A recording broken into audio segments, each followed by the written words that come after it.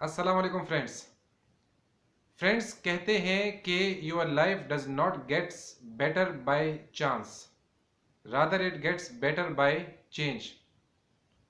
आपको आज के इस खूबसूरत मोटिवेशनल इंस्पिरेशनल थॉट के साथ खुशामदीद कहता हूँ।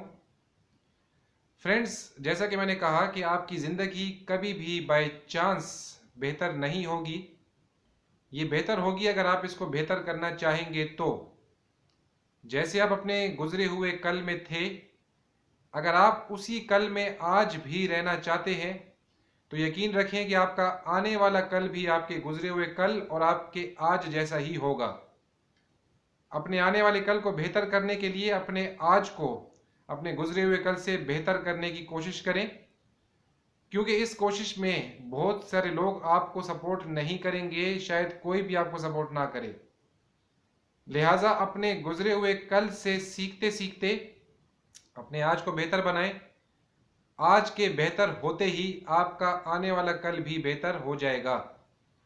इसी खूबसूरत थॉट को आज यहीं पे इख्तिताम पजीर करते हैं। इंशाल्लाह बहुत जल्द एक और मोटिवेशनल थॉट और इंस्पिरेशनल टॉक के साथ मुलाकात होगी। तब तक अपना बहुत ख्याल रखिएगा। अल्लाह हाफिज़।